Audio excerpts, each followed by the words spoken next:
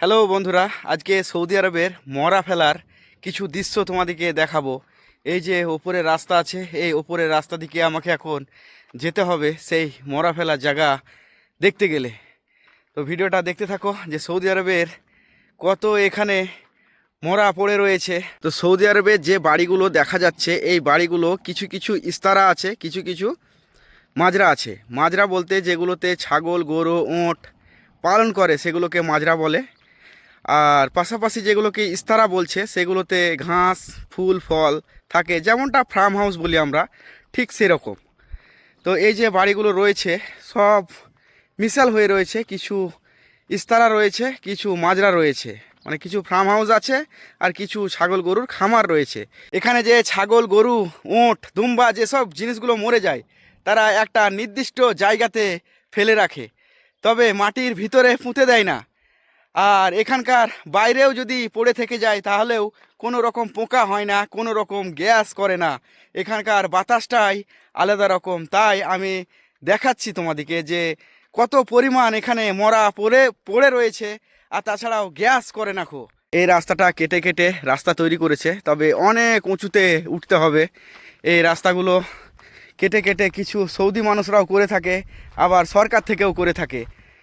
যেগুলো প্রয়োজন হয় সৌদিদের, যে এদিকে রাস্তা করা দরকার, তখন সৌদিরা নিজেই জিসিবি নিয়ে এসে এই পাথরের পাহাড়গুলোকে কেটে দেয়, কেটে নিজের মতো রাস্তা করে নেয়। এই যে সামনেই দেখা যাচ্ছে মস্ত বড় একটা দুম্বা মরা পড়ে রয়েছে।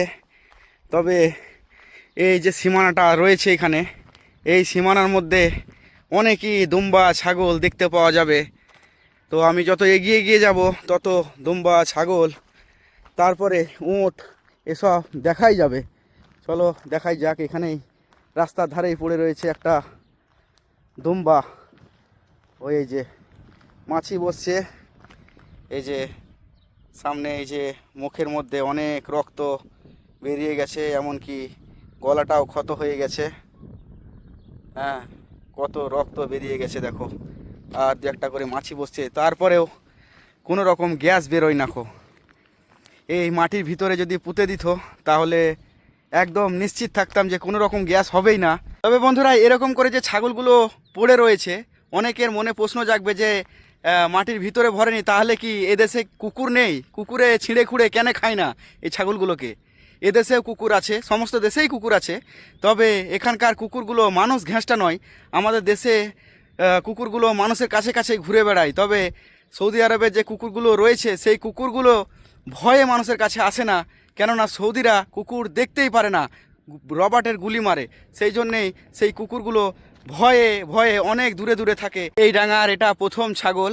এই নামু দিয়ে আরেকটু নেমে দেখব যে আরও কিছু রয়েছে নাকি।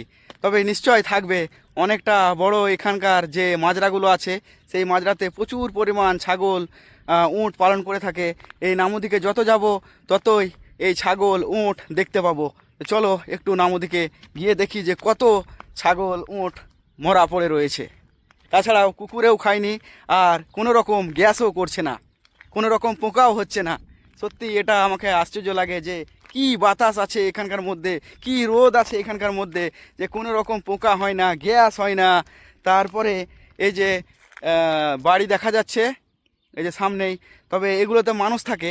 তো এই ছাগল যদি এত কাছে পড়ে থাকে তাহলে তো গ্যাস করতো। এই যে বন্ধুরা, আর একটু আগিয়ে এলাম, তো এখানে অনেকগুলো ছাগল এখানে পড়ে রয়েছে, এমনকি এই যে হাড় পড়ে রয়েছে ছাগলের। কি পরিমাণ ছাগলগুলো এখানে ফেলে আন্দাজ করা যাচ্ছে, কত হাড়, এই যে ছোট ছোট হাড়। আর এখানে কতগুলো ছাগল রয়েছে দেখো মরা পড়ে। এখানে তিনটে ছাগলের মাথায় দেখতে পাওয়া যাচ্ছে, এই যে বড় বড় শিং, কত বড় বড় শিং। এই যে একটা, ওইদিকে আর একটা, আবার এই যে আর একটা, তবে এরকমই বাইরেই পড়ে আছে।